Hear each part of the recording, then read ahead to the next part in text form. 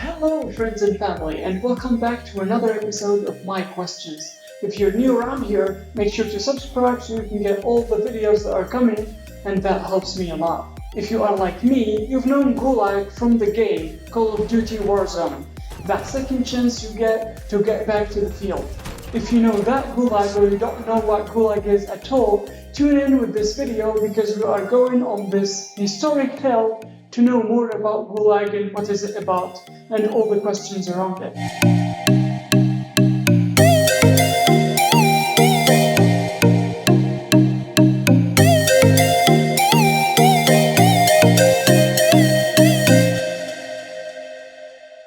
GULAG, or pardon my Russian, Gravny Pravny Lagrish, which means Main Administration Corrective Camps, has seen light and was created by Vladimir Lenin after the Russian Revolution when he realized a bloodless coup d'etat and became the leader of the first communist state by the fall of 1917. Years passed and Lenin's health started declining. That paved the way for Stalin to start claiming power. A bit after that, Lenin has passed and Lenin left not only the throne but a few Gulag camps here and there, in which he used to put people like common criminals and people called kulaks, people who didn't want their private farms to be collected during the collectivization. By the way, Lenin and Stalin were not friends. In the last years of Lenin, he would do everything to keep Stalin away. And same goes with Stalin. He would do everything to have the power for himself.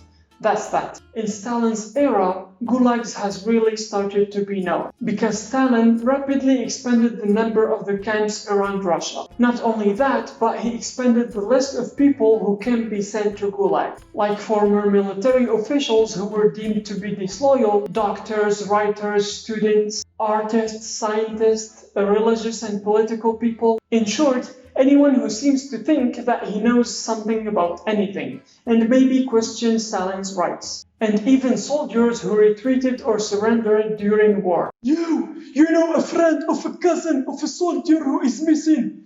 Gulag, 5 years. Your brother is a soldier who surrendered. Gulag, 10 years.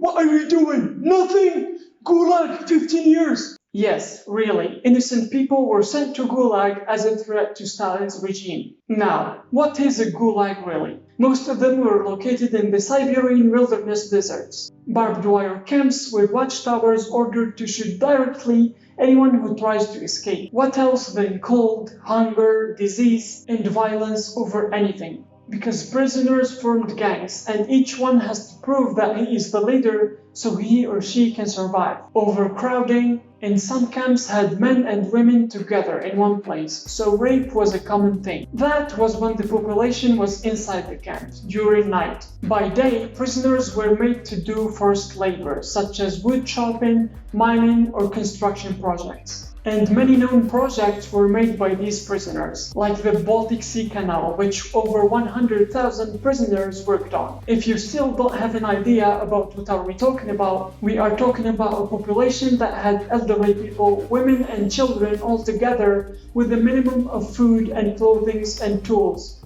working 14 hours a day all year. Frostbite, missing fingers, noses or toes were usual conditions, and many have died during the brutal work. Prisoners would injure or burn themselves just to get out of it, and 10% was the average of the dying population each year. Immediately after Stalin's death in '53, millions were released. Khrushchev was against gulags. Khrushchev is the guy who came after Stalin. So he reversed many, but not all. He thought he could use a little bit more of free labor. It wasn't until '87 when Gorbachev, who is an actual grandson of Gulag's victims, began to eliminate gulags from the Soviet country. And very few informations were known about gulags until the last years, when Russia became more open about it.